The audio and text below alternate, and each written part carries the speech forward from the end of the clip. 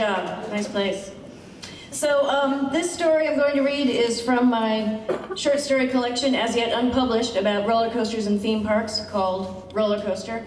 And every story takes place on, around, or about, somehow has something to do with a roller coaster or a theme park. And this one is called The Ultimate. It's science fiction. I'm a line sit for the ultimate roller coaster. At first, I thought the job would be depressing. Everybody standing in line, waiting to ride and die. But what I do is altruistic. I'm helping my clients out, making it easier for them to accept the end. At my last job, Forever Nails, I hated the clients. There, the rich bitches would sit, wrapped in their polymer, apricot, age-reducing skin bags, and offer their nails to me like I should be grateful for the chance to make them pretty, which I wasn't. That's not to say I don't do a few nails while in line. It boosts morale. Your nails should look good when you face that first mega drop, I tell them. It's the little things that count, I say. Take your pleasure where you can. The ride operator swears he can spot where I've been. Their faces may be covered with sores, he said, and they might weigh no more than 95 pounds, but goddamn, if they've been near Miss Polly, they got the nails of the healthy wealthy. The Ultimate is your basic out and back twister, but with G-force supreme. At 3G, people scream. At 6G, they black out. At 10G, people die. The Ultimate swoops up to 11G, no problem, and if that's not enough, everyone's necks get broken on the final curve, which whips around from a sheer vertical drop at 220 miles per. The train comes back from its run, loaded with the dead. Disney's disease clean machine, TM, scoops the bodies out of their seats. Whatever they've expelled is hosed off, and it's all sanitized for the next run. We've got 5 trains running 24/7. It's so popular, especially with the teen terms, we're open Christmas and New Year's. The Ultimate's latest ad campaign goes like this. When you're ill, exercise free will. It's the Ultimate. The wait can range from 5 hours to 3 days, depending on the season. Like all amusements, we're busier in the summer. I'll line sit anywhere from 1 hour for a bathroom and dinner break to 1 whole day for an extended visit with the family. Some of my colleagues will sit for longer than that, but I don't like to. I get friendly with the terms around me, and it makes me sad to leave them. The Ultimate pays a decent salary, but the real money comes from tips. And last week, after 6 months on the job, I met Paul, my biggest and sweetest tipper so far. I had relieved some 10-year-old Luke so he could visit Mommy and Daddy at the Disease Avoidance Program's Goodbye Center. Friends and family are not allowed in line, unless they're also carrying certificates of terminality issued by the Death Commission. Security's been a lot tighter lately, too, ever since a group of perms stormed the platform, overwhelmed the ride operator, and demanded a suicide ride. We lost 5 healthy wealthies that way, all of them teenagers. Worse, none had reproduced yet. I watched little Luke run to the gates to meet his family. From a distance, he looked like any normal boy running across any parking lot, not a bald-headed term with less than 2 days to live. I was glad his last moments would be spent on the world's most thrilling roller coaster, and not in a state-sponsored gas chamber, or God forbid, lying in a hospital bed wasting our money. "You're Miss Polly," said a voice behind me. I whirled around. "What's it to you?" He laughed. "You're famous." I raised my right eyebrow. "You're the nail lady," he said. The term had late-stage AIDS, too, covered with pustules, papules, macules, and modules, shingles and scaling. Totally gross. But the Roliv seemed to be working. He was energetic, his eyes were clear, and he wasn't shitting himself. "I was hoping you'd lie and sit near me," he said, clapping his hands together, "and my dream has come true." He held out his hand. It was blue, and it was all bone, the veins poking out like an old lady's. I shook it. It was cold, dead, a mannequin's hand. "My name's Paul," he said, and with a jerk of his head flicked a patch of blonde hair out of his eyes. He had been good-looking in his day. "Can you help me?" I fetched my manicure kit out of my bag and snapped on the rubber gloves. "Let's see those nails," I said.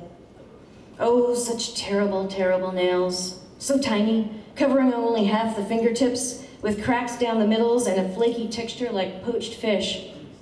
"Sorry, Miss Polly," Paul said. I patted his hand. "It's not your fault," I said, and pulled the collapsible love seat out of my bag, assembled it, and got to work. We sat down. We were so far back in line we wouldn't be moving for at least an hour. I put on my mask. The terms around us shuffled away from the video screen and gathered to watch. They were silent, almost breathless. With just one shot of "Live On," the TV blared at their backs. You can live on. "Where are you from, Paul?" "Cleveland." "Welcome to Florida," I said. "They say you're an angel." He reached out and brushed my hair off my shoulder. I believe it. I'm not that kind of line sit, I said, letting go of his hand and folding my arms across my breasts. My friend, Mr. Johnny, had been that kind of line sit. He'd worn the fortified rubber suit, carried the needles of bleach and disinfectant, kept his mask on at all times. It didn't matter. He made a lot of money, but he still caught herpes 2000.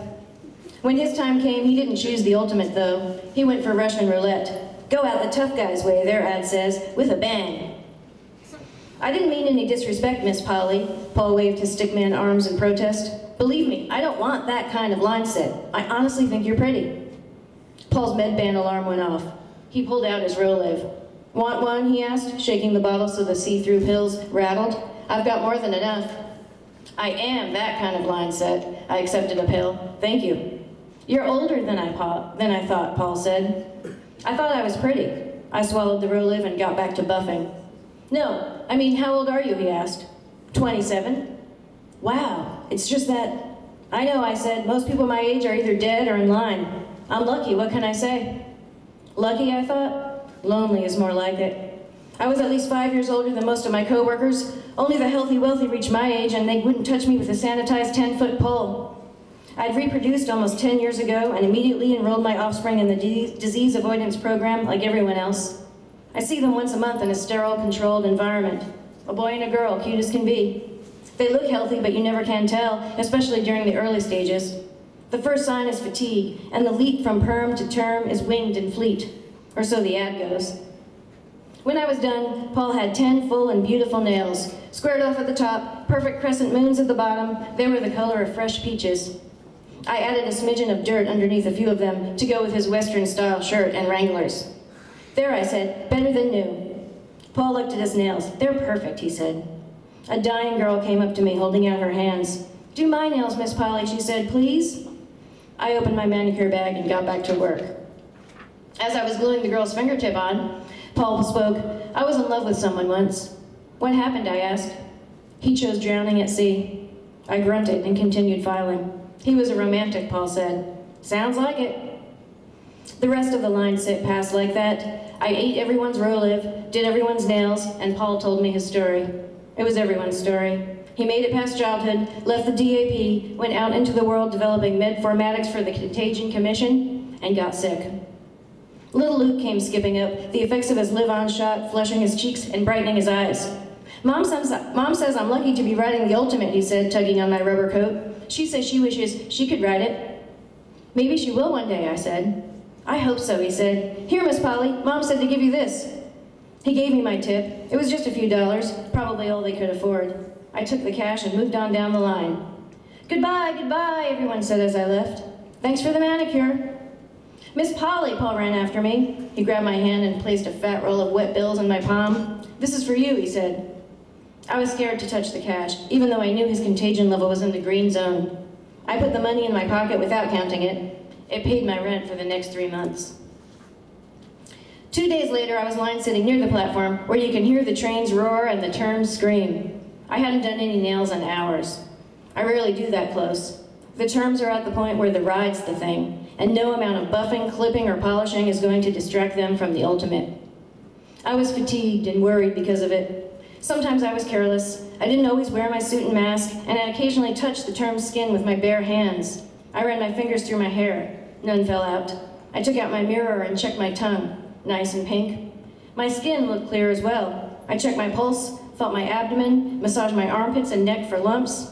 Everything seemed normal, and I had a certificate of health in my bag to prove it. Still, what I really needed was more Roliv. Miss Polly, someone was yelling several hundred feet up the line. Miss Polly, are you here? It's me, Paul. Oh, I changed this part. Oh, I ignored him. Miss Polly, he yelled again. My line sit, advanced melanoma, colorful moles like a patchwork quilt, came back from her bathroom break.